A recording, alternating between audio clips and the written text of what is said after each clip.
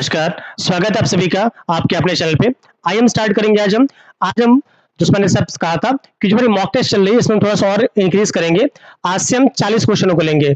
कल तक आपने देखा था हम 30 क्वेश्चन को ले रहे थे। आज से हम कोशिश करेंगे थोड़ा क्वेश्चंस के नंबर बढ़ाएँ। तो अब से हम लोग 40 क्वेश्चंस का मॉक टेस्ट करेंगे। आज के टेस्ट में हमने 40 साइंस और एनवायरनमेंट के क्वेश्चन लिए हैं।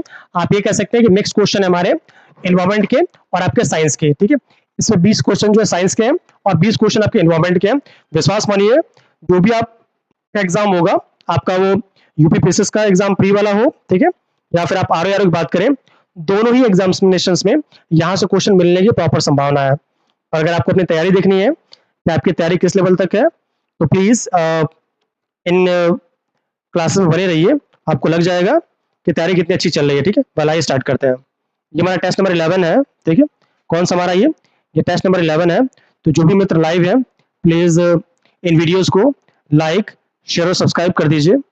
चैनल को सब्सक्राइब कर दीजिए, वीडियोस को लाइक कर दीजिए और जहां भी आपको भेजना हो उसको भेज दीजिए, ताकि जो फैमिली मेंबर्स हैं, जो फ्रेंड्स हैं आपके, वो आराम से इसको देख सके। ठीक है, आइए इसको स्टार्ट करते हैं हम। जो लोग भी लाइव हो कमेंट पक्का करिएगा भाई। थोड़ा सा हम लोग तेज चलेंगे डेली की अपेक्षाकृत, ठीक है, थोड़ा तेज चलेंगे, ज्यादा नहीं, ठीक है। पहला स्टार्ट करते हैं। उतना हम डीप नहीं जाएंगे, बट फटाफट क्वेश्चन आप लोग आंसर देते रहिएगा, मैं फटाफट आंसर सॉल्व कराता हूँ, ठीक है। वेल, तो मैंने सबसे पहले कह दिया टेस्ट नंबर 11 है, शाम को 6 बजे मिलते हैं हम लोग, ये आपको पता ही है। आइए देखते हैं। चलिए, पहला क्वेश्चन हमारा कह रहा है, एक दंत चिकित्सक द्वारा रोगी के दांतों की जांच करने के लिए प्रयुक्त दर्पण है। यहाँ दर्पण की बात की जा रही है, लेंस की नहीं। तो देखिए, रोगी का जो दांत होता है उसको जब देखने के लिए, बड़े साइज में देखने के लिए, बड़े साइज छोटी चीज को बड़े साइज में देखने के लिए हम कौन सा दर्पण यूज करते हैं? तो हम अवतल दर्पण यूज करते हैं। कौन सा? आपका अवतल दर्पण। तो याद रखिएगा, जो आपका दंत चिकित्सक होता है, जब उसे किसी रोगी का दांत देखना होता है, बड़ा देखना होता है, तो इस टाइप का स्पैचुला टाइप का एक चम्मच होता है उसके पास, उसी की हेल्प से, उसमें छोटा सा ग्लास लगा होता है, इसी की हेल्प से आराम से वो छोटी चीजों को बड़ा देख सकता है। तो जिन्होंने भी ऑप्शन ए लगा रखा है सभी का बिल्कुल ही सही है, ठीक है। आइए अगला क्वेश्चन देखते हैं हम। अगला क्वेश्चन हमसे कह रहा है, टेलीविजन के दूरस्थ नियंत्रण के लिए किस प्रकार के विद्युत चुंबकीय विकिरण का उपयोग किया जाता है? टेलीविजन के दूरस्थ, दूरस्थ कहने का मतलब ये है, ठीक है, दूरस्थ नियंत्रण कहने का मतलब जो आप देखते हैं ना दूर से, जैसे टीवी लगी हुई है, हम रिमोट से मूव कर रहे हैं, या ब्लूटूथ है, रिमोट से मूव करा रहे हैं। तो मेनली हम बात क्या कर रहे हैं कि जो टीवी में जो दूरस्थ होता है, ठीक है, टीवी में जो आपका दूरस्थ की बात की जाती है, ठीक है, तो इसमें कौन सा कह सकते हैं कि विकिरण उपयोग किया? ए अवरक्त किरणें, बी पराबैंगनी किरणें, सी दृश्य किरणें और डी उपरोक्त में से कोई नहीं। तो याद रखिएगा, टीवी में जो नियंत्रण की बात की जाएगी, टीवी में जो नियंत्रण की बात की जाएगी, तो उसके लिए मेनली हम अवरक्त किरणों का यूज करते हैं। किस किरणों का? अवरक्त किरणों का। तो जिन्होंने भी ऑप्शन ए लगा रखा है सबका बिल्कुल सही है। मैंने आपसे पहले कहा कि आज चूंकि क्वेश्चन ज्यादा है तो हम लोग थोड़ा फास्ट चलेंगे। जो लोग भी लाइव हो प्लीज कमेंट बॉक्स कमेंट करते रहिएगा, लेकिन फटाफट हम लोग मूव करें। अगला क्वेश्चन देखते हैं हम। प्रशीतन खाद्य प्ररक्षण में मदद करता है। ए जीवाणुओं को मारकर, बी जैव रासायनिक अभिक्रियाओं की दर कम करके, सी एंजाइम क्रिया नष्ट करके और डी खाद्य पदार्थ को बर्फ की परत से ढककर। देखिए, प्रशीतन, प्रशीतन का मतलब ही क्या होता है? ठंडा करना, चिलिंग। प्रशीतन का मतलब क्या होता है? चिलिंग। आइए आइस चिलिंग की बात करें, तो जब भी हम प्रशीतन की बात करेंगे तो याद रखिएगा, जो प्रशीतन होता है वो खाद्य परिरक्षण, मतलब जो कह सकते हैं कि आपके फूड प्रिजर्वेशन, खाद्य परिरक्षण को हम, प्रशीतन को हम फूड प्रिजर्वेशन भी कह सकते हैं। फूड प्रिजर्वेशन, इसको हम फूड प्रिजर्वेशन भी कहते हैं। तो ये आपका फूड प्रिजर्वेशन के लिए भी मदद करता है। अब इसका रीजन क्या क्या है? ए जीवाणुओं को मार देता है, बी जैव रासायनिक क्रियाओं की दर को कम कर देता है, सी एंजाइम क्रिया को नष्ट करके, और आपका डी ऑप्शन है वो कह रहा है खाद्य पदार्थों को बर्फ की परत से ढककर। तो इसका सही आंसर हमारा कि ये जो आपका जैव रासायनिक क्रियाएं होती हैं, जो बायोकेमिकल्स रिएक्शंस होती हैं, उनकी रिएक्शंस की दर को, उनकी रिएक्शंस को दर को क्या कर देता है? कम कर देता है। तो जिन्होंने भी ऑप्शन बी लगाया सबका सही है। आइए अगला क्वेश्चन देखते हैं हम। किस स्तर या डेसिबल में, डेसिबल से अधिक की ध्वनि खतरनाक ध्वनि प्रदूषण कहलाता है? ए 30 डेसिबल, बी 40 डेसिबल, सी 60 डेसिबल और डी 80 डेसिबल। सपोज करिए आपको इस क्वेश्चन का आंसर नहीं आता है। अगर आपको इस क्वेश्चन का आंसर नहीं आता है तो जो सबसे बड़ी वैल्यू देखिए उसी को आप आंसर लगा दीजिए। तो इसका सही आंसर हमारा क्या हो जाएगा? Option D.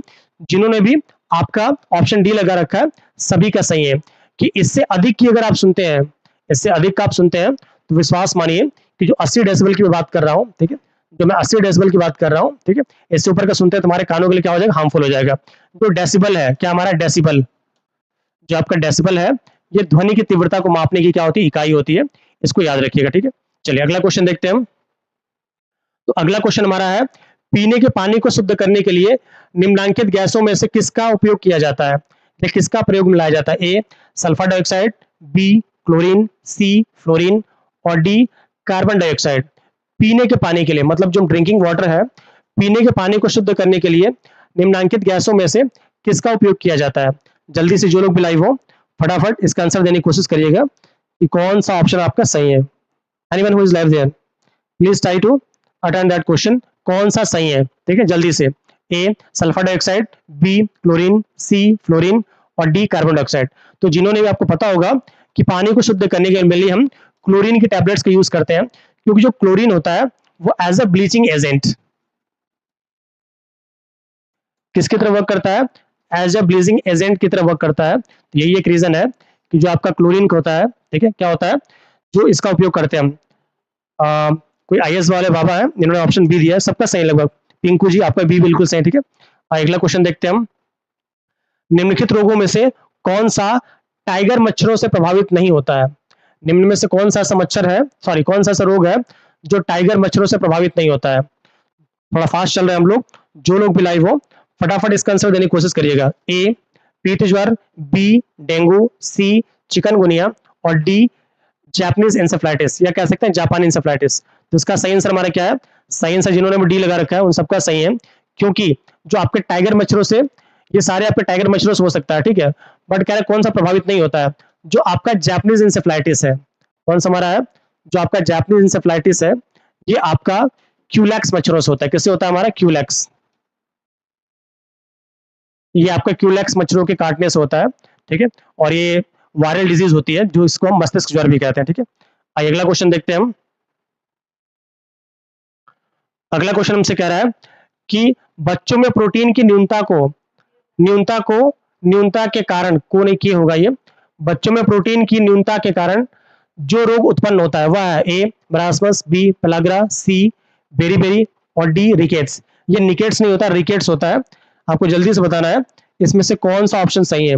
बच्चों में, ठीक है, बच्चों में प्रोटीन की न्यूनता मतलब प्रोटीन की अगर कमी हो जाए तो निम्न में से कौन सा रोग उत्पन्न होता है। ए मरासमस, बी पेलाग्रा, सी बेरीबेरी और डी रिकेट्स। तो जो लोग भी लाइव हो फटाफट आंसर दीजिएगा, मैं बताता हूँ। जो आपका पेलाग्रा है ये आपका नियासिन की कमी से होता है, इसकी कमी से, ये आपका नियासिन की कमी से आपका पेलाग्रा होता है, ठीक है, किसकी कमी से, नियासिन की कमी से, जिसको हम विटामिन बी3 भी कहते हैं। नेक्स्ट जो बेरी की बात करते हैं हम, क्या बेरी, ये आपका विटामिन बी1, इसकी कमी से होता है, विटामिन बी1 कमी से, इसको हम थायमिन बोलते हैं। क्या बोलते हैं हम, थायमिन। नेक्स्ट हमारा है रिकेट्स, जो रिकेट्स है ये आपका विटामिन डी, इसकी कमी से होता है। जो रिकेट्स है ये आपका विटामिन डी की कमी से होता है, और विटामिन डी का साइंटिफिक नेम क्या है, कोकैल्सिफेरॉल। इसका साइंटिफिक नेम क्या है, कोकैल्सिफेरॉल कहते हैं, ठीक है, कोकैल्सिफेरॉल। तो ये तो हो गया। तो ये सारे अलग अलग हैं। तो बच्चा हमारा क्या, मरासमस। जो मरासमस है ये बच्चों में प्रोटीन की कमी से होता है। किससे होता है, तो बच्चों में प्रोटीन की कमी से हमारी में मरासमस होता है, ठीक है। आइए हम अगला क्वेश्चन देखते हैं। जो लोग भी लाइव हो फटाफट आंसर दिया करिए भाई। आपसे क्वेश्चंस का नंबर हमने बढ़ा दिया है, अभी तक हम 30 कर रहे थे, हम 40 क्वेश्चन कर रहे हैं, इसलिए थोड़ा स्पीड बढ़ गई है, ठीक है। तो आप लोग डरिए नहीं, जो कमेंट हो कमेंट बॉक्स में कमेंट डालते रहिए और फटाफट आइए इसको हम सॉल्व करते हैं। आज हम आपके साइंस और इन्वायरमेंट दोनों सेक्शंस को देख रहे हैं, ठीक है। वेल आइए देखते हैं हम, तो नेक्स्ट क्वेश्चन भी होंगे भी आगे। नेक्स्ट हम बात करते हैं, सूर्य के प्रकाश के अदृश्य भाग से प्रकाश संश्लेषण किया जाता है, कुछ वृक्षों द्वारा, बी बैक्टीरिया द्वारा, सी कवक द्वारा, डी फफूंद द्वारा। तो याद रखिएगा, जो सूर्य का प्रकाश होता है तो कुछ ऐसे बैक्टीरियाज होते हैं, जैसे बैक्टीरियाज में भी अलग अलग वैरायटीज है। कुछ ऐसी बैक्टीरियाज होती हैं जो कि आपकी कीमो ऑटोट्रॉप्स होती है। एक होता है हमारा फोटो ऑटोट्रॉप,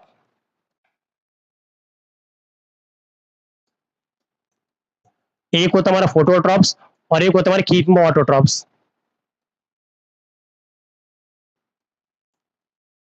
एक होता है आपका फोटोट्रॉप्स और एक हमारा क्या होता है, कीमो ऑटोट्रॉप्स। दो टाइप के ऑटोट्रॉप्स हैं। तो जो आपके सूर्य के प्रकाश में होगा वो हमारा क्या होगा, फोटो ऑटोट्रॉप्स, और जो सूर्य के प्रकाश के बिना होगा उसको क्या कहेंगे हम, कीमोटोट्रॉप्स। तो कुछ ऐसे बैक्टीरियाज हैं जो कि क्या करते हैं, आपको कीमोटोट्रॉप्स कहते हैं। तो ऑप्शन बी बिल्कुल सही, ठीक है। अगला क्वेश्चन देखते हैं हम। प्रोटीन की प्रचुरता वाले खाद्य पदार्थ में उपस्थित अमीनो अम्ल टायरोसिन के बारे में, किसके बारे में, टायरोसिन के बारे में निम्नलिखित कथनों में से कौन सा सही नहीं है। क्या ढूंढना है हमें, निम्नलिखित कथनों में से कौन सा सही नहीं है, आपको इसको चूज करना है। किसके बारे में, टायरोसिन के बारे में। पहला है, यह ऊर्जा के स्तर को बढ़ाने में सहायता कर सकता है। यह ऊर्जा के स्तर को बढ़ाने में सहायता कर सकता है। बी, यह भावनात्मक और पर्यावरणीय दबावों का सामना कर सकता है। सी, यह उदासी से लड़ सकता है। और डी, यह बुढ़ापे के लिए उत्तरदायी मुक्त मूलकों के विरुद्ध रक्षा करता है। ऑप्शन डी बिल्कुल सही है, ये टायरोसिन का काम है, ठीक है। अगला क्वेश्चन देखते हैं हम। निम्नलिखित में से कौन से जलवायु परिवर्तन के प्रमुख कारण है।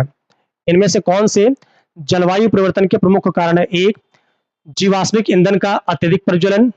बी, तेल चालित, मतलब तेल से चालित, तेल चालित स्वचालकों की संख्या विस्फोटन। थर्ड, सौर ददक में वृद्धि।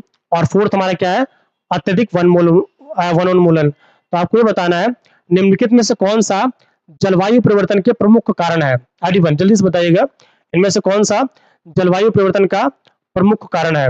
जल्दी से बताइए कौन सा सही है इसमें से, ठीक है, पहले जल्दी से बताइएगा। जो लोग भी लाइव हो फटाफट इन क्वेश्चंस का आंसर देने की कोशिश करिएगा आप लोग, ये ज्यादा जरूरी है भाई।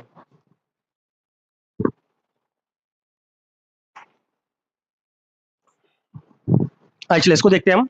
तो निम्नलिखित में से कौन सा जलवायु परिवर्तन के प्रमुख कारण है। आइए देख लेते हैं हम। जीवाश्मिक ईंधन का अत्यधिक प्रज्वलन, बिल्कुल भाई, जो जीवाश्मिक ईंधन होते हैं इनको जलाने से बहुत सारे CO2 मीथेन, बहुत सारे सब्सटेंस निकलते हैं। तो ऑब्वियस सी बात है कि जीवाश्मिक ईंधनों का अगर अत्यधिक प्रज्वलन करेंगे, अधिक मात्रा में जलाएंगे, क्या करेंगे आप, अगर इनको आप अत्यधिक मात्रा में जलाएंगे तो आराम से आपको जलवायु परिवर्तन होगा। बी, तेल चालित स्वचालित, मतलब ये ऑटोमोबाइल्स की बात कर रहे हैं। ऑटोमोबाइल्स में जो हम तेल डालते हैं, ऑटोमोबाइल्स में जो भी हम ईंधन डालते हैं, तो ये बहुत ही हार्मफुल होता है। क्या होता है, ये बहुत ही हार्मफुल होता है। और ये फुल्ली जब बर्नअप नहीं होते हैं तो इनसे बहुत सारे हमारे हार्मफुल गैसेस निकलते हैं। तो बिल्कुल सही है। थर्ड हम बात करें सौर ददक में वृद्धि, किसकी बात करें हम, सौर ददक में वृद्धि, ये नहीं बिल्कुल सही है, क्योंकि सौर ददक में वृद्धि से कोई मतलब ही नहीं है। जब बात करेंगे हम सौर ददक में वृद्धि से, तो इससे कोई मतलब ही नहीं है, क्योंकि सौर ददक अलग चीज है, ठीक है। नेक्स्ट हम बात करते हैं अत्यधिक वनोन्मूलन से, ये बिल्कुल सही है, क्योंकि जब बहुत ज्यादा वन कटेंगे, जब वन ज्यादा नंबर में कटेंगे, तो याद रखिएगा, तो जलवायु परिवर्तन हमारा आएगा ही आएगा। तो थर्ड हटा दीजिए, थर्ड जिसमें इसमें उसको पहले हटा दीजिए। तो बच्चे हमारे दो ऑप्शन, तो 1 2 3, 1 2 4 बिल्कुल सही, ठीक है। आइए हम अगला क्वेश्चन देखते हैं। निम्नलिखित में से कौन सा सही सुमेलित नहीं है, आपको ये बताना है इनमें से कौन सा सही सुमेलित नहीं है। ऑप्शन ए, नील हरित शैवाल, धान। बी, राइजोबियम लेग्यूमिनेरियसम आपका बटर में। सी, एजेटोबैक्टर गेहूं में। और 4, एजोला मक्का में। जो लोग बिलाई हो फटाफट इसका आंसर दीजिएगा भाई। कोई पिंकू जी बोल रहे ऑप्शन डी, बड़ी फास्ट है भाई, क्वेश्चन पढ़ने के बाद ही आंसर, क्वेश्चन पढ़ने से पहले ही। चलिए ठीक है, जो लोग भी लाइव हो फटाफट इसका आंसर दीजिएगा कौन सा ऑप्शन सही है। मैक्सिमम लोग का आंसर बिल्कुल सही है, क्योंकि क्वेश्चन शायद आपने पहले सुन भी रखा होगा। देखिए, जो नील हरित सवाल है इसको हम बीजीए भी कहते हैं। क्या कहते हैं हम इसको, हम ब्लू ग्रीन एल्गी, इसको हम बीजीए भी कहते हैं, जो धान के खेतों में पाया जाता है। और धान के खेतों में एज ए जैव उर्वरक किसकी तरह वर्क करता है, ये जैव उर्वरक की तरह वर्क करता है। इसको आप याद रखिएगा, कौन, तो ब्लू ग्रीन एल्गी। नेक्स्ट हम बात करते हैं हम राइजोबियम लेग्यूमिसेरम की। ये जो होता है ये मटर के पौधों में मिलता है, मटर के पौधों में जो जड़ होती है तो वहां पे मिलता है। और ये नाइट्रोजन फिक्सेशन का, किसका काम करता है, ये नाइट्रोजन फिक्सेशन का, ये नाइट्रोजन फिक्सेशन का काम करता है, इसलिए इसको भी आप याद रखेंगे। नेक्स्ट अब बात करते हैं हम एजेटोबैक्टर की। जो एजेटोबैक्टर है ये भी आपको कहाँ मिलता है, गेहूं में मिलता है। तुम्हारा ऑप्शन बचा क्या, एक ही ऑप्शन बच रहा, वही गलत है। वो हमारा क्या है, वो हमारा है एजोला। जो एजोला वाला ऑप्शन, जिन्होंने ऑप्शन डी लगा रखा है सभी का सही है, क्योंकि जो एजोला होता है, क्या होता है, जो हमारा एजोला होता है ये एक जलीय फर्न है। एजोला हमारा क्या है, एक जलीय फर्न है। एजोला एक जलीय फर्न है, जो कि कहाँ मिलता है, जो कि आपका मक्का में नहीं मिलता है, ठीक है। एजोला एक जलीय फर्न है, जो कि धान वगैरह मिल जाएगा, बट ये मक्का में नहीं मिलेगा। तो ऑप्शन हमारा डी बिल्कुल गलत है, ठीक है। आइए अगला क्वेश्चन देखते हैं। निम्नलिखित में से किस पारिस्थितिकी तंत्र में पौधों का जैविक पदार्थ अधिकतम है? निम्नलिखित में से किस पारिस्थितिकी तंत्र में पौधों का जैविक पदार्थ अधिकतम है? ऑप्शंस देख लीजिएगा। ए उष्णकटिबंधीय पतझड़ वन, बी उष्णकटिबंधीय वर्षा वन, सी शीतोष्ण पतझड़ वन और डी रेगिस्तानी झाड़ियां। तो आपको जल्दी से इसमें बताना है इनमें से निम्नलिखित में से किस परिस्थिति तंत्र में पौधों का जैविक पदार्थ अधिकतम है, मतलब जहां पे आपका पौधों का जैविक पदार्थ अधिकतम मिले। जल्दी से बताइएगा। ए उष्णकटिबंधीय पतझड़ वन, बी उष्णकटिबंधीय वर्षा वन, सी शीतोष्ण वन और डी रेगिस्तानी वन। जल्दी से इनका आंसर देने की कोशिश करिएगा, इसमें से कौन सा सही है। देखिए करीब 17 लोग लाइव हैं, पता नहीं क्यों आप लोग आंसर नहीं देते हैं, कोई बात नहीं। आइए देखिए इसका सही आंसर हमारा क्या हो जाएगा, उष्णकटिबंधीय वर्षा वन। जिन्होंने भी ऑप्शन बी लगा रखा है सभी का बिल्कुल सही है। देखिए काफी लोग का आंसर बी आ रहा है, कोई आशु करके उनका ऑप्शन बी है, पिंकू जी इनका भी है, काफी लोग का ऑप्शन बी है। ठीक है, वेरी गुड, अच्छा पढ़ रहे हैं आप लोग। क्योंकि देखिए जो उष्णकटिबंधीय वन होते हैं, जैसे जो बात करें ग्लोब की, तो ग्लोब में हमारा इक्वेटर हो जाएगा, तो इक्वेटर के जो आसपास का एरिया है 23.5 डिग्री नॉर्थ और 23.5 डिग्री साउथ, तो इसके पास का जो एरिया होता है, देखते हैं आप ये आपका, ये जो एरिया देख रहे हैं आप, ये आपका मोस्ट क्या होता है, ये जो एरिया आप देख रहे हैं ये आपका कह सकते हैं कि मोस्ट डाइवर्स एरिया है। जब यहाँ हीट ज़्यादा पड़ेगी, जब हीट ज़्यादा पड़ेगी बारिश ज़्यादा होगी, बारिश ज़्यादा होगी तो पेड़ पौधे ज़्यादा मिलेंगे, पेड़ पौधे ज़्यादा मिलेंगे तो लिविंग ऑर्गेनिज्म ज़्यादा मिलेंगे, जीव जंतु, यहाँ बायोडाइवर्सिटी बहुत ज़्यादा होगी। तो क्या कहेंगे हम, पारिस्थितिकीय तंत्र में पौधों का जैविक पदार्थ अधिकतम है, तो आपका बी ऑप्शन सही हो जाएगा। ठीक है, अगला क्वेश्चन देखते हैं। भारत सरकार ने वन संरक्षण अधिनियम, कौन सा अधिनियम कह रहा है हमारा, वन संरक्षण अधिनियम, जो गवर्नमेंट ऑफ इंडिया है, इसमें वन संरक्षण अधिनियम कब पारित किया था? जो लोग भी लाइव हो फटाफट इसका आंसर देने की कोशिश करिएगा कि भारत सरकार ने वन संरक्षण अधिनियम कब पारित किया था। जल्दी से बताइएगा आप लोग, भारत सरकार ने वन संरक्षण अधिनियम कब पारित किया था, जल्दी से। ठीक है, तो जल्दी से इसका आंसर देने की कोशिश करिएगा, इसका कौन सा आंसर सही है। वेल याद रखिएगा, जो लोग भी आंसर दे रहे हैं फटाफट देते रहिए। Good, very good, B option काफी लोग का सही है। जब हम 1980 की बात करते हैं, कब की बात करते हैं हम, जब 1980 की बात करते हैं, तो इसी साल भारत सरकार ने वन संरक्षण अधिनियम पारित किया था। यही हमारा होता पर्यावरण संरक्षण अधिनियम। क्या हमारा होता, पर्यावरण संरक्षण अधिनियम। अगर हमारा होता पर्यावरण संरक्षण अधिनियम, तो याद रखिएगा जो आपका पर्यावरण संरक्षण अधिनियम है, इसको हमने कब दिया था, 1986 में। कब दिया था, 1986 में। जब बात करते हैं हम प्रोजेक्ट टाइगर की, किसकी बात करते हैं हम, प्रोजेक्ट टाइगर की, तो आपका जो प्रोजेक्ट टाइगर है ये 1900 कब दिया गया था, 1973 में दिया गया था। जब बात करते हैं हम प्रोजेक्ट हाथी की, ये क्वेश्चन बार बार आते हैं, तो प्रोजेक्ट हाथी कब दिया गया था, 1992 में दिया गया था। जब बात करते हैं हम जैव विविधता अधिनियम की, किसकी, जैव विविधता अधिनियम की, जैव विविधता अधिनियम की, जैव विविधता अधिनियम की, तो याद रखिएगा 2002 में पारित किया गया था। ठीक है, तो मुझे लगता है कि एक क्वेश्चन से आपने काफी क्वेश्चन देख लिए, तो इसका ऑप्शन कौन सा है, ऑप्शन बी बिल्कुल सही। ठीक है, आइए हम अगला क्वेश्चन देखते हैं। चलिए एक आध क्वेश्चन गलत भी हो कोई बात नहीं, अच्छी चीज है।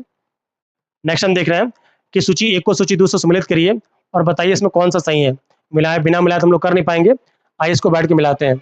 जो लोग भी लाइव हो फटाफट इसका आंसर देने की कोशिश करिएगा, इसका कौन सा ऑप्शन सही है। एवरीवन, इसका कौन सा ऑप्शन सही है, फटाफट इसका आंसर दीजिएगा। चलिए आइए देखते हैं कौन सा सही है। आपको पता होगा जो पतझड़ वन है ये सबसे अधिक कहाँ मिलेंगे, हमारे राजस्थान में। राजस्थान मिला देते हैं, डी का 3 मिला लीजिए, तो देख रहे हैं सारे के सारे ऑप्शन सही है। मतलब कुछ मजा नहीं आ रहा, कुछ और देखते हैं। आइए कुछ और देखने में क्या देखेंगे हम, कुछ और देखने में कुछ और ऑप्शंस को देख लेते हैं। नेक्स्ट हमारा है जो कच्छ वनस्पति है, ये कहाँ मिलती है, हमारे सुंदरवन में। तो सी का वन मिला लिया, सी का वन। तो आप देख रहे हैं सी का वन मतलब एक ही ऑप्शन सही, तो ऑप्शन डी बिल्कुल सही। ठीक है, बाकी मिलाने की आवश्यकता नहीं है, फिर भी मिला लेते हैं। जो शंकुधारी वन होते हैं ये हिमाचल प्रदेश में मिलते हैं। उष्ण कटिबंधीय वन हमारे कहाँ मिलते हैं, साइलेंट वैली मिलते हैं। इनको याद रखिएगा, आंसर आपका मिल जाएगा। ठीक है, ऑप्शन डी हमारा बिल्कुल सही है। आइए हम अगला क्वेश्चन देखते हैं।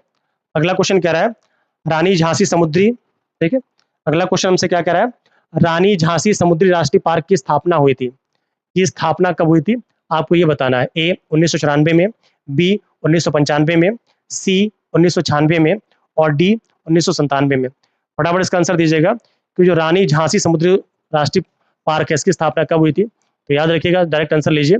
इसका जो स्थापना हुई थी 1996 में, कब हुई थी, 1996 में हुई थी, पहली बात। दूसरी बात कि कहाँ हुई थी, तो सीधे आप बोलेंगे अंडमान एंड निकोबार द्वीप समूह, अंडमान एवं निकोबार द्वीप समूह में, ठीक है। आइए बढ़ते अपने अगले क्वेश्चन की तरफ। अगला क्वेश्चन हमसे कह रहा है कि निम्नलिखित ईंधनों में से कौन न्यूनतम पर्यावरणीय प्रदूषण उत्पन्न करता है? किस टाइप का न्यूनतम पर्यावरणीय प्रदूषण उत्पन्न करता है? ए हाइड्रोजन, बी डीजल, सी मिट्टी का तेल और आपका डी कोयला। तो आप समझ ही गए होंगे कि इसमें से कौन सा सही है। जो लोग भी लाइव हो फटाफट इन क्वेश्चंस का आंसर देने की कोशिश करिएगा कि कौन सा सही है। निम्नलिखित ईंधनों में से कौन न्यूनतम पर्यावरणीय प्रदूषण उत्पन्न करता है? जल्दी से बताइएगा।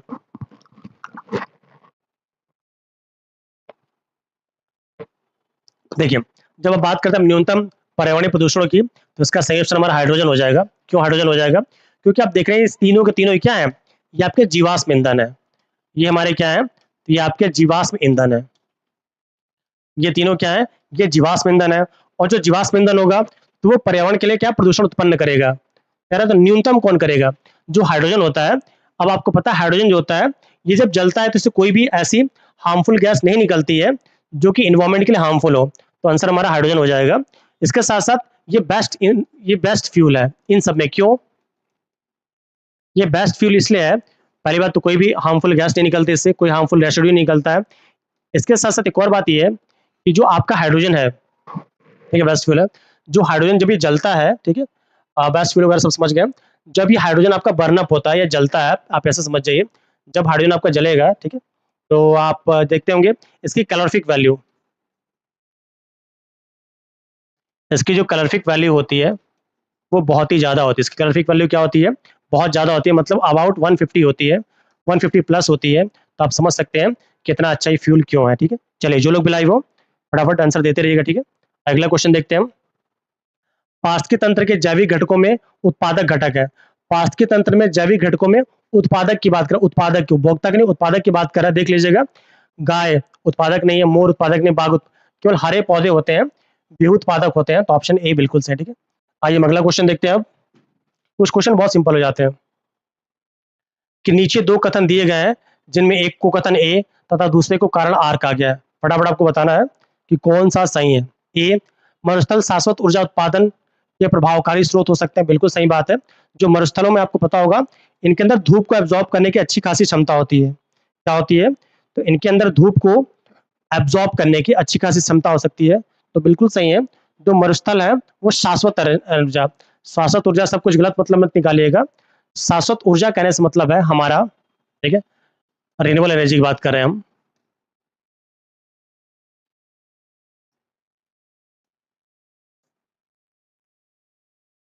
किसकी बात करें हम रिन्यूएबल एनर्जी की बात करें तो याद रखिएगा। अब इसका कारण क्या हो सकता है, कारण ये है कि जितनी ऊर्जा मानव जाति एक वर्ष में उपभोग करती है, जितनी ऊर्जा जो होती है मानव जाति एक वर्ष में उपभोग करती है, उससे ज्यादा, ठीक है, उससे अधिक मरुस्थल जो होते हैं 6 घंटे में सूर्य से प्राप्त कर लेते हैं। कितने घंटे में, 6 घंटे में, उससे ज्यादा ये सूर्य से प्राप्त कर लेते हैं। तो जिन्होंने दोनों ही सही है, ठीक है। तो ए और आर का क्या है, सही रीजन है। तो ए आर का सही कथन तो व्याख्या करता है ऑप्शन ए बिल्कुल सही, ठीक है। आइए हम बढ़ेंगे अगले क्वेश्चन की तरफ। अगला क्वेश्चन हमारा कह रहा है निम्न में से कौन सा गैस समूह ग्रीन हाउस, हाउस नहीं हाउस है ये, निम्न में से कौन सा गैस समूह ग्रीन हाउस गैस, कौन सा आपका ग्रीन हाउस प्रभाव के योगदान देता है? ए अमोनिया तथा ओजोन, बी कार्बन मोनोऑक्साइड तथा सल्फर डाइऑक्साइड, सी कार्बन टेट्राक्लोराइड तथा सल्फर ऑक्साइड सॉरी तथा nitrous oxide, D carbon dioxide तथा मीथेन। इसका सही आंसर हमारा क्या हो जाएगा, जो लोग भी लगा रहे हो इसका सही आंसर हमारा क्या हो जाएगा, ऑप्शन डी जिन्होंने लगा रखा सभी का सही है। क्योंकि जो ग्रीन हाउस गैसेस होती हैं इनके लिए आपका जलवाष्प क्या होता है हमारा, जो आपके जलवाष्प होते हैं, पहला जलवाष्प, जलवाष्प इसके लिए बहुत हार्मफुल है, ठीक है। इसके साथ साथ बात करेंगे आप CO2 की, फिर आपका मीथेन की, CFC गैसेस भी होती हैं, भी ग्लोबल वार्मिंग कॉज करती हैं, ठीक है। इसके साथ आप कह सकते हैं ये आपके मेन नाइट्रस ऑक्साइड NO2 वगैरह, ये सारे क्या है ग्रीन हाउस गैस से ऐसा है। तो देख लीजिए क्या बचा हमारा, कार्बन डाइऑक्साइड तथा मीथेन। तो जिन्होंने भी आपका ऑप्शन डी लगा रखा सभी का बिल्कुल सही, ठीक है। आइए बढ़ते हैं अगले क्वेश्चन की तरफ। अगला क्वेश्चन देख लेते हैं जल्दी से। लाइव में भी आता है क्या एडवर्टाइज, चलिए ठीक है। आइए हम नेक्स्ट क्वेश्चन देखते हैं अपना। तो कार के पीछे आने वाले यातायात को देखने के लिए निम्नलिखित प्रकार के दर्पणों में से किसका उपयोग किया जाता है? मतलब कार के पीछे जो आने आते हैं उस यातायात को देखने के लिए निम्नलिखित में से किस दर्पणों में से किसका उपयोग किया जाता है? ऑप्शन देख लीजिएगा। ए उत्तल दर्पण, उत्तल होगा ये, उत्तर नहीं है, उत्तल दर्पण का, बी अवतल दर्पण का, सी समतल दर्पण का और डी गोलीय दर्पण का। तो अक्सर आप लोग व्हीकल चलाते हैं, याद रखिएगा कार के पीछे से जो आता है उसके लिए हम कॉन्वेक्स लेंस, कौन सा हम कॉन्वेक्स लेंस का यूज करते हैं, क्योंकि बड़ी चीजों को हमें छोटा में देखना होता है। तो ऑप्शन ए इन्होंने जो लगा रखा है सबका बिल्कुल सही, ठीक है। आइए हम अगला क्वेश्चन देखेंगे। अब अगला क्वेश्चन हमारा क्या कह रहा है? अगला क्वेश्चन हमसे कह रहा है निम्नलिखित बहुलकों में किसका उपयोग न चिपकने वाली कढ़ाई के निर्माण में किया जाता है? इसका उपयोग हम न चिपकने वाली कढ़ाई के लिए किया जाता है। ए टेफ्लॉन, बी नियोप्रीन, सी पीवीसी और डी गट्टा परचाई। तो कुछ है ही नहीं। इसका सही आंसर हमारा क्या है? टेफ्लॉन है, क्योंकि जो टेफ्लॉन होता है, टेफ्लॉन की कोटिंग की जाती है, इसकी परत चढ़ाई जाती है ना चिपकने वाले, ना चिपकने वाले बर्तनों में, ना चिपकने वाले बर्तनों में, बर्तन मतलब कढ़ाई जो समझ जाइए, ना चिपकने वाले बर्तनों में किसकी कोटिंग की जाती है? तो सीधे चिल्ला के बोलिएगा सर हम टेफ्लॉन की कोटिंग करते हैं। किसकी कोटिंग करते हैं हम? टेफ्लॉन की। तो जिन्होंने भी ऑप्शन ए लगा रखा है सभी का बिल्कुल सही, ठीक है।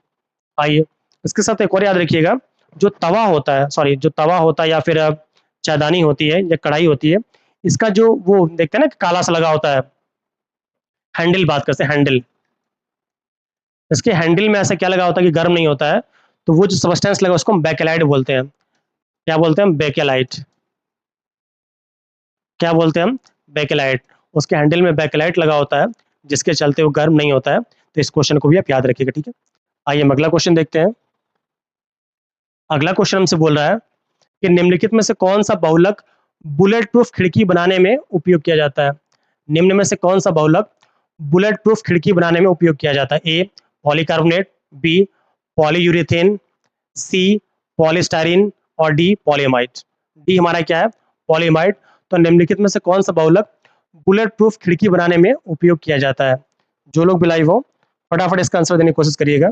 इनमें से कौन सा ऐसा बहुलक है जिसका उपयोग बुलेट प्रूफ खिड़की बनाने में किया जाता है? ए पॉलीकार्बोनेट, बी पॉलीयूरेथेन, सी पॉलीस्टाइरीन और डी पॉलीमाइड। तो याद रखिएगा जो आपका पॉलीकार्बोनेट है इसी का उपयोग करते हैं। ऑप्शन ए बिल्कुल सही, ठीक है। अगला क्वेश्चन देखते हैं।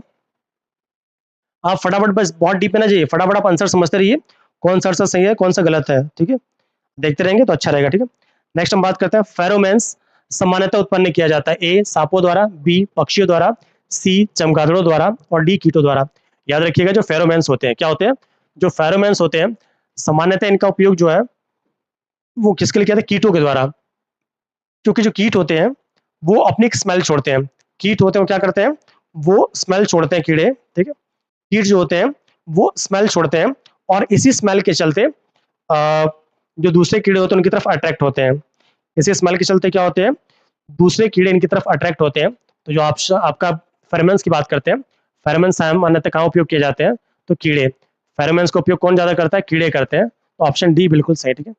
इसके साथ साथ देखिए काफी लोग लाइव हैं, आप लोग आराम आराम से कमेंट करते रहिए और ये बताते रहिए आपके कितने क्वेश्चन सही हो रहे हैं। एवरीवन आप ये बताइएगा आपके कितने क्वेश्चन सही हो रहे हैं, क्योंकि ये ज़्यादा ज़रूरी है, ठीक है। आप अगर ये बताएंगे तो आराम से आप पढ़ते भी रहेंगे और इन वीडियोस को शेयर कर दिया करिए भाई, ये ज़्यादा ज़रूरी है।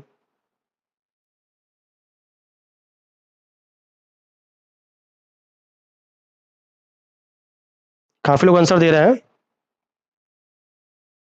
बट पता नहीं क्यों सबका सही नहीं हो रहा है। कोई बात नहीं, सही गलत तो चलता रहता है। आइए हम इसकी बात करते हैं। इनमें से कौन सा, ठीक है, इनमें से कौन सा है? चलिए लगभग सबके आंसर सी नहीं सही, डी सही, ठीक है। अगला क्वेश्चन देखते हैं हम कि मानव शरीर में हीमोग्लोबिन का कार्य क्या है? जो ह्यूमन बॉडी है उसके अंतर्गत उसके अंदर हीमोग्लोबिन का कार्य क्या है? ए ऑक्सीजन का परिवहन करना, बी जीवाणुओं को, जीवाणु है ये, जीवाणुओं को नष्ट करना, सी श्रत अल्पता, ये रक्त है, ठीक है, रक्त अल्पता को रोकना और डी लौह को उपयोगी बनाना।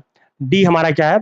लौह को उपयोगी बनाना। तो याद रखिएगा मानव शरीर में जो हीमोग्लोबिन है, मानव शरीर में जो हीमोग्लोबिन है इसका काम क्या होता है? तो इसका मेन काम होता है ऑक्सीजन के परिवहन में। इसमें इसका उपयोग करते हैं, ऑक्सीजन के परिवहन में इसका यूज होता है। हीमोग्लोबिन के बारे में कुछ चीजें जान लेते हैं। जो हीमोग्लोबिन है ये आपका him him plus globulin, him plus globulin से मिलकर बना होता है। जहां पे जो हिम है, जो आपका हिम है, इसका मतलब क्या होता है? आयरन। हिम का मतलब क्या होता है? आयरन होता है। और ग्लोबुलिन क्या है? एक प्रोटीन है। ग्लोबुलिन क्या है? एक प्रोटीन है। हिम का मतलब आयरन होता है और ग्लोबुलिन क्या है? एक प्रोटीन है। इसको आप याद रखेंगे। दोनों ही मिलकर क्या करते हैं? हीमोग्लोबिन बनाते हैं। और ये जो हीमोग्लोबिन है, ये जो हीमोग्लोबिन है, ये जब रक्त के साथ मिलता है, जब हीमोग्लोबिन जो है HB लिखते हैं स्पॉट पे, जब हीमोग्लोबिन हमारा रक्त के साथ मिलेगा तो ये एक आपका इंटरमीडिएट कंपाउंड बनाएगा। क्या बनाएगा? एक इंटरमीडिएट कंपाउंड बनाएगा। उसका नाम क्या है? Oxy haemoglobin. क्या नाम है इसका? Oxy haemoglobin. इसका हमारा नाम क्या होता है? तो इसका नाम हमारा होता है ऑक्सी हीमोग्लोबिन। नाम इसका क्या है? Oxy haemoglobin. और ये जो ऑक्सी हीमोग्लोबिन है, इसी का काम क्या होता है? तो ऑक्सीजन का परिवहन करना। इसका काम क्या है? ऑक्सीजन का परिवहन करना। ये क्या काम करता है? ऑक्सीजन का परिवहन करता है। ठीक है, याद रखिएगा। अब जो हीमोग्लोबिन का लेवल है, तो आप बात करते हैं हीमोग्लोबिन का लेवल हमारी बॉडी में कितना होना चाहिए। तो ये जो नॉर्मल हीमोग्लोबिन की मात्रा जो होती है, पुरुषों में ज़्यादा होती है, महिलाओं में कम होती है। तो हीमोग्लोबिन का जो नॉर्मल रेंज है, वो आप कह सकते हैं, अलग अलग पैरामीटर्स होते हैं। 14-17 हमारा मेल के लिए है, और फीमेल के लिए आप कह सकते हैं थोड़ा सा कम कर लीजिए, 12 से 15 ये आपका फीमेल के लिए। ठीक है, इसके मेन मेन बातें थी, हमने देख ली है। आइए और आगे चलते अगले क्वेश्चन की तरफ। अगला क्वेश्चन हमारा कह रहा है कि सूची 1 को सूची 2 से सम्मिलित कीजिए तथा सूचियों के नीचे दिए गए कूट से सही उत्तर मिलाइए। एक तरफ हमारे क्या विटामिन है, दूसरी तरफ क्या है? उनसे संबंधित रोग है। जल्दी से बताइएगा आपका कौन सा सही हो रहा है। ठीक है, वेल आइए देखते हैं। विटामिन सी, तो आपको पता होगा विटामिन सी की कमी से क्या होता है? तो आपका स्कर्वी होता है। बिल्कुल सही, जिन्होंने लगा रखा है। ठीक है, जो फॉलिक एसिड होता है, ठीक है, फॉलिक एसिड है। विटामिन B1 है, विटामिन B1 की कमी से क्या होता है? तो बेरी बेरी होता है। क्या होता है? Beriberi. दो ऑप्शन मिलाइए, आंसर मिल जाएगा। ए का 4, ए का 4, ए का 4, ए का 4, ले एक ही से मिल गया। ऑप्शन ए बिल्कुल सही। ठीक है, नहीं सॉरी, ऑप्शन ए सही नहीं है, दो ऑप्शन है। ठीक है, आइए मिलाते हैं। तो इसमें 4 है, इसमें 4 है, इन दोनों में हमको चेक करना है। ठीक है, इसमें 4, इसमें 4 है। नेक्स्ट हम बात करते हैं डी का 2। डी का 2 किसमें है? तो डी का 2 इसमें है, तो ऑप्शन ए बिल्कुल सही। ठीक है, और जो विटामिन ए, इसकी कमी से क्या होता है? रतौंधी हो जाती है। जो फॉलिक एसिड है, ठीक है, फॉलिक एसिड, विटामिन B9 बोलते हैं, इसकी कमी से क्या होता है? एनीमिया। रक्त अल्पता को क्या बोलते हैं? हम एनीमिया बोलते हैं। तो ये बिल्कुल ही सही है। ठीक है, आइए हम अगला क्वेश्चन देखते हैं। मानव शरीर में हीमोग्लोबिन का कार्य क्या है? तो क्वेश्चन लग रहा है फिर से रिपीट हो गया है। तो मानव शरीर में हीमोग्लोबिन का काम क्या होता है? रक्त का परिवहन करना। तो जिन्होंने भी लगा रखा है ये, उन सभी का बिल्कुल ही सही। ठीक है, आइए हम अगला क्वेश्चन देखेंगे अब। निम्न में से कौन सा पौष्टिक तत्व अस्थि एवं दांतों के लिए, दांतों के निर्माण एवं मजबूती के लिए आवश्यक है? निम्न में से कौन सा पौष्टिक तत्व अस्थि एवं दांतों के निर्माण के लिए, मतलब मजबूती के लिए और निर्माण के लिए जरूरी है? A calcium, B phosphorus, C chlorine और डी आयोडीन। तो इसका सही आंसर हमारा क्या हो जाएगा? जो आपका कैल्शियम है, कैल्शियम। वैसे तो इसको दोनों ऑप्शन सही होने चाहिए, कैल्शियम और फ्लोरीन दोनों होने चाहिए, बट ज़्यादा सही क्या है हमारा? कैल्शियम। जो कैल्शियम होता है वो दांतों की मजबूती के लिए भी, ठीक है, इसके लिए, वो दांतों की मजबूती के लिए तो इंपॉर्टेंट है ही है। इसके साथ साथ जो आपका उसके निर्माण की बात करते हैं वो भी सही है। ठीक है, वेल आइए अगला क्वेश्चन देखते हैं हम। अगला क्वेश्चन हमसे कह रहा है को कैल्सिफेरॉल रासायनिक यौगिक का सामान्य नाम है। जो को कैल्सिफेरॉल है वो किस रासायनिक यौगिक का सामान्य नाम है? जल्दी से इस क्वेश्चन का आंसर देने की कोशिश करिएगा आप लोग। जो को कैल्सिफेरॉल है वो किस यौगिक का सामान्य नाम है? जल्दी से बताइएगा, काफी लोग लाइव है। आंसर देना आपका भी धर्म है, मेरा भी धर्म है। ठीक है, फटाफट बताइए, को कैल्सिफेरॉल किसका रासायनिक नाम है?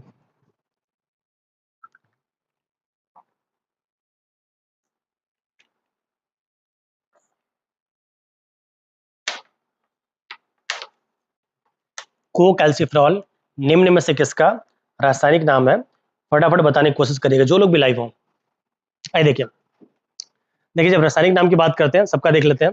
जो विटामिन सी है, इसका रासायनिक नाम होता है एस्कॉर्बिक एसिड। इसका रासायनिक नाम क्या होता है? एस्कॉर्बिक एसिड होता है। इसको याद रखेंगे आप। ठीक है, नेक्स्ट विटामिन बी का, विटामिन बी का कोई ऐसे तो नाम नहीं होता है, विटामिन बी कॉम्प्लेक्सेस है। क्या है? विटामिन बी कॉम्प्लेक्स बोलते हैं ना, कॉम्प्लेक्स। इसका कोई ऐसे नाम नहीं होता है, क्योंकि इसमें जो भी विटामिन है, जैसे बात करते हैं B1 की, B1 का नाम क्या होता है? थायमिन होता है। B2 का क्या होता है? राइबोफ्लेविन होता है। B3 का क्या होता है? नियासिन होता है। B5 का क्या होता है? पैंटोथेनिक एसिड होता है। इस तरह पूरे भी विटामिन का ग्रुप है। क्या है ये? तो ये विटामिन का ग्रुप है जिनमें सबका अलग अलग नाम होता है। क्या होता है?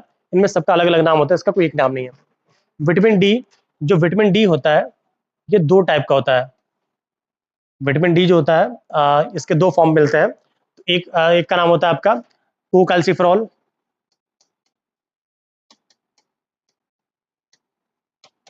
क्या नाम होता है इसका? कोकैल्सिफेरॉल। और एक होता है अर्गोकैल्सिफेरॉल। क्या नाम होता है? अर्गोकैल्सिफेरॉल। तो जिन्होंने भी, तो आप समझ गए होंगे।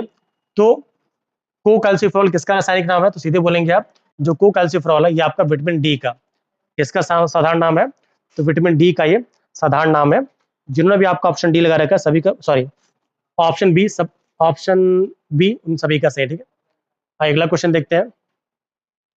होमी जहांगीर भाभा पुरस्कार निम्न में से किस क्षेत्र में विशेष योगदान के लिए दिया जाता है? जो होमी जहांगीर भाभा पुरस्कार है वो निम्न में से किस क्षेत्र में, ठीक है, किस क्षेत्र में विशेष योगदान के लिए दिया जाता है? जो लोग भी लाइव हो फटाफट इसका आंसर देने की कोशिश करिएगा। ए सैद्धांतिक भौतिकी, बी नाभिकीय भौतिकी, सी लेजर भौतिकी, और डी हमारा क्या है? अंतरिक्ष अनुसंधान के लिए। भाई काफी लोग लाइव हैं, आप लोग पता नहीं क्यों आंसर देने की कोशिश नहीं करते हैं।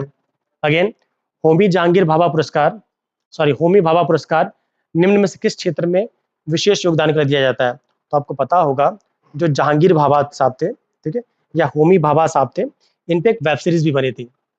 अब पता नहीं उसका वेब सीरीज का नाम नहीं है, वो भाभा जी के बने थे, जो कि इनका बहुत बड़ा योगदान, जो भाभा जी हैं इनका बहुत बड़ा जो योगदान है वो है आपके लिए, मतलब किस क्षेत्र के लिए बात करेंगे आप?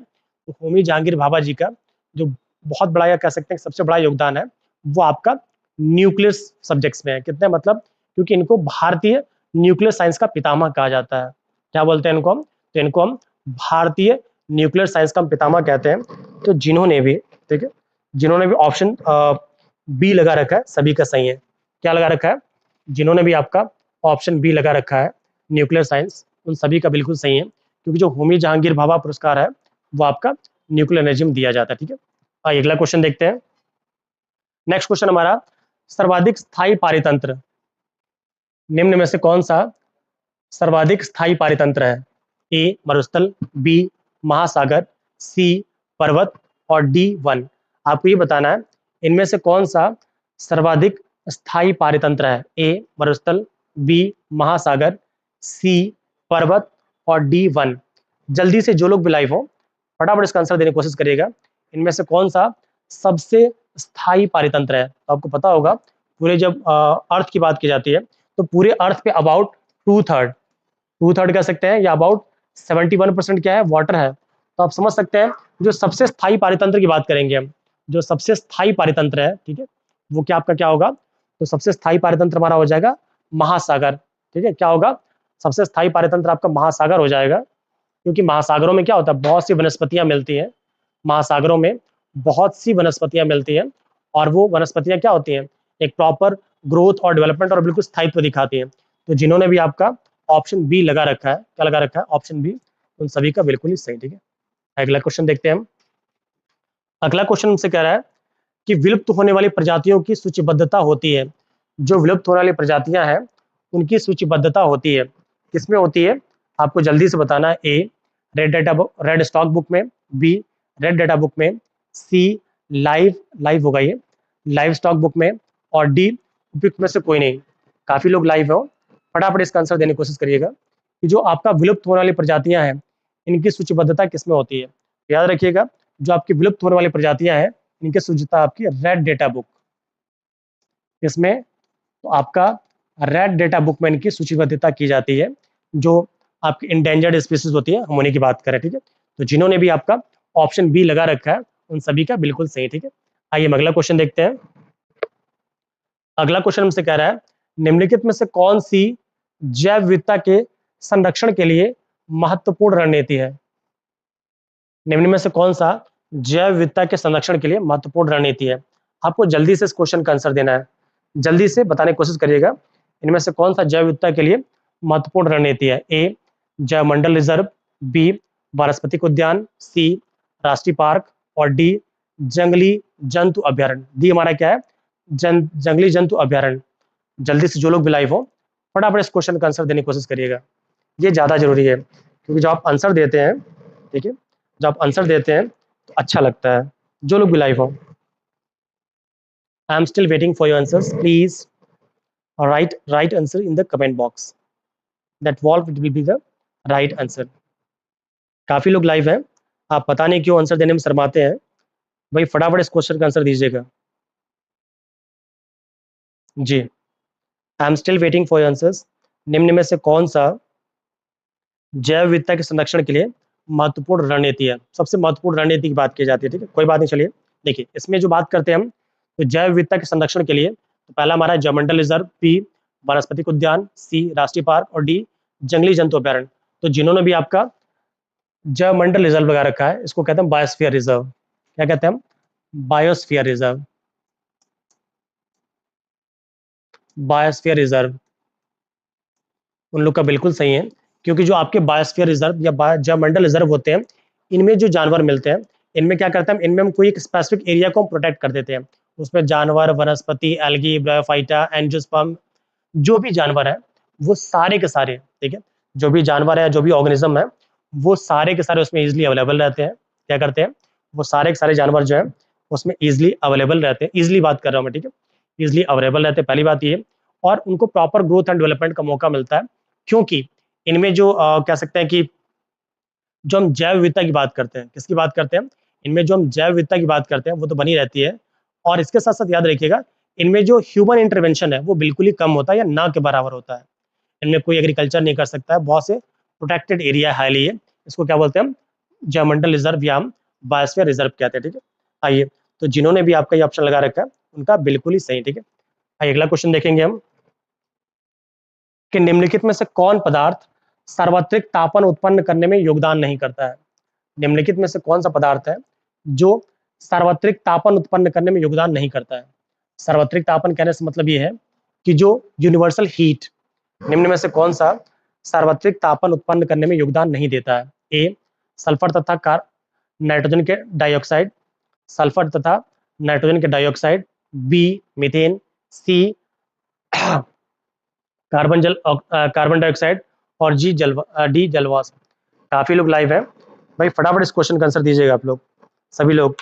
आई am still waiting for your answers everyone, जल्दी से इसका आंसर दीजिए, मैं आपके आंसर्स का वेट कर रहा हूँ। हाँ भाई, ज़्यादा जरूरी है आंसर देना, आप आंसर देंगे नहीं तो फिर हम सॉल्व कैसे करेंगे?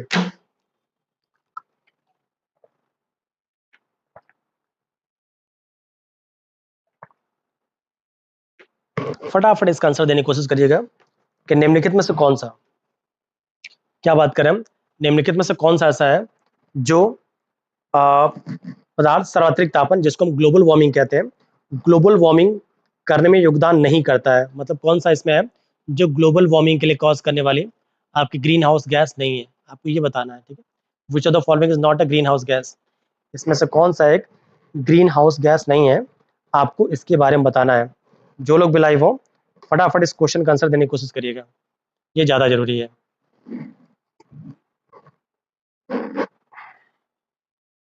चलिए कोई बात नहीं, आप आंसर नहीं दे रहे हैं, मैं ही कुछ बात करता हूँ। देखिए, जब आप ग्रीन हाउस गैसेस की बात करते हैं, किसकी? ग्रीन हाउस गैसेस की।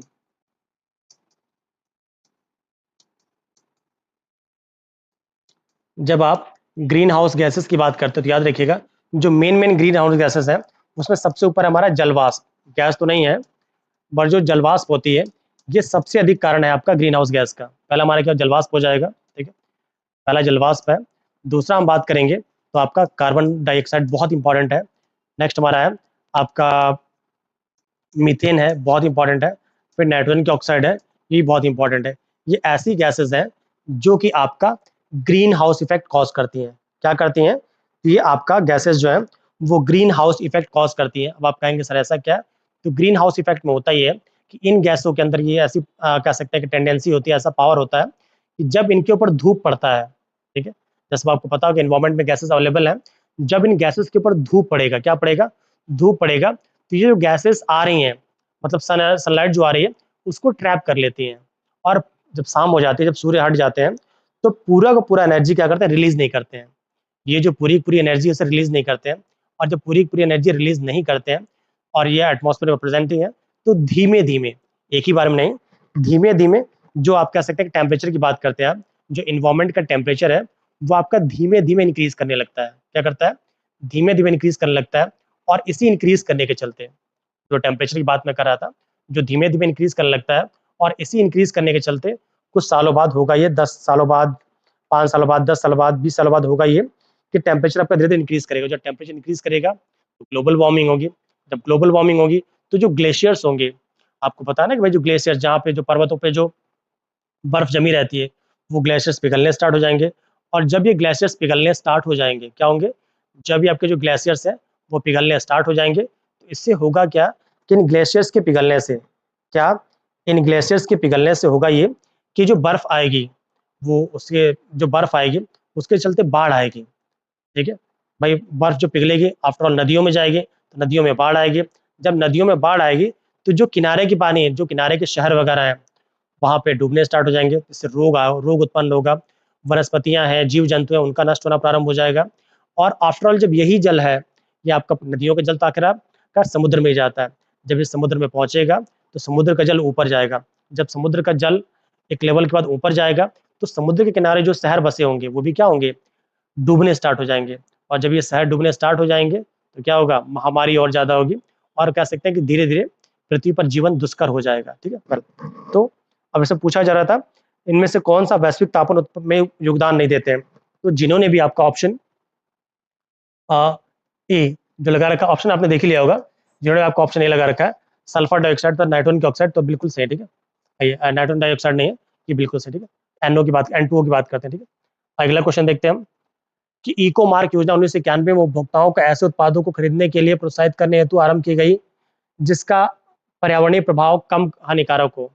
निम्नलिखित उपभोक्ता उत्पादों में से कौन सा इस योजना के अंतर्गत अधिसूचित नहीं है? ए साबुन तथा अपमार्जक, बी कागज एवं प्लास्टिक, सी सौंदर्य प्रसाधन एवं एरोसॉल, और डी औषधि एवं प्रतिजैविक। डी हमारा क्या है? औषधि एवं प्रतिजैविक। तो याद रखिएगा, जो ऊपर के जो तीनों देख रहे हैं, पहली बात, इको मार्क योजना होती क्या है?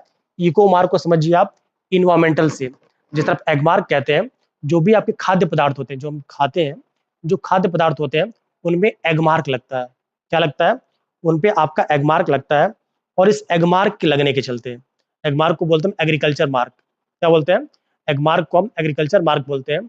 और इस एग मार्क के लगने के चलते होता ये है, ठीक है, इस एग मार्क के लगने के चलते होता ये है कि हमें ये पता लग जाता है कि कौन सा सब्सटेंस हमारे खाने लायक है और कौन सा सब्सटेंस हमारे खाने लायक नहीं है। दोनों ही बात पता लगती है, कौन सा सब्सटेंस हमारे खाने लायक है और कौन सा सब्सटेंस हमारे खाने लायक नहीं है। और जब ये बात आपको पता लग जाएगी तो उसके हिसाब से आप जो भी आपके लिए उपयोगी सब्सटेंस है, आप उन्हीं को धीरे धीरे कंज्यूम करेंगे। तो ये बात आपको समझ में आ रही होगी। ठीक है, उसी अकॉर्डिंग आप सब्सटेंसेस को कंज्यूम करना स्टार्ट करेंगे। ठीक है, ये बात आपको समझ में आ गई। अब उसी के हम और आगे चलते हैं, क्या करते हैं हम उसी के जब और आगे चलते हैं तो याद रखिएगा, जो एगमार्क की बात, हम एगमार्क की बात तो हमने देख ली।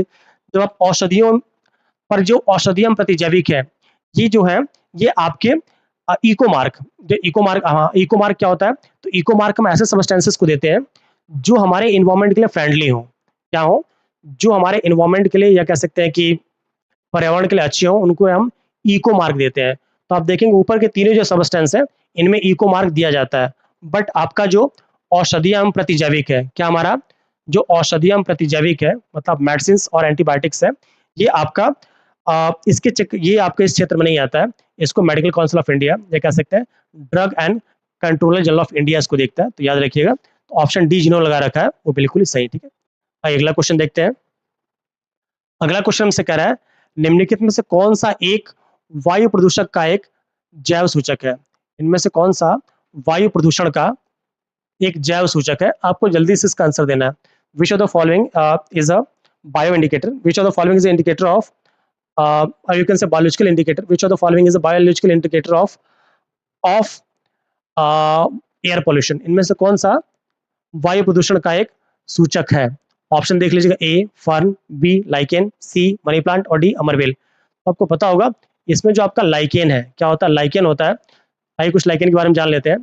पहली बात तो याद रखिए, जो लाइकेन होता है, ये एक ऐसा पौधा ही टाइप का कह सकते हैं जो कि आपका कवक, ये आपके कवक प्लस शैवाल, क्या बोलते हैं हम, ये आपके कवक प्लस शैवाल के साभोजिता या संयोजन से, इसके क्या होता है, इसके संयोजन से बनता है, क्या बनता है, तो इसके संयोजन से बनता है आपका लाइकेन, इसके संयोजन से क्या बनता है आपका लाइकेन बनता है, ठीक है। अब जो लाइकेन होता है, इसके संयोजन से लाइकेन बनता है, और अब जो लाइकेन है ये, ठीक है, लाइकेन बनता है। अब ये जो लाइकेन है, ये आपका जिस एरिया में, अगर किसी एरिया में वायु प्रदूषण ज्यादा है तो वहां पे ग्रो नहीं करेगा, वहां पे ग्रो नहीं करेगा, और जब ये ग्रो नहीं करेगा तो आप समझ जाइएगा कि वहां पे क्या है, वहां पे आपका एयर पोल्यूशन ज्यादा है, उस एरिया में क्या है, आपका एयर पोल्यूशन ज्यादा है, इस बात को आप आसानी से समझ जाएंगे, ठीक है। आइए इसको और अच्छी तरह समझ लेते हैं हम।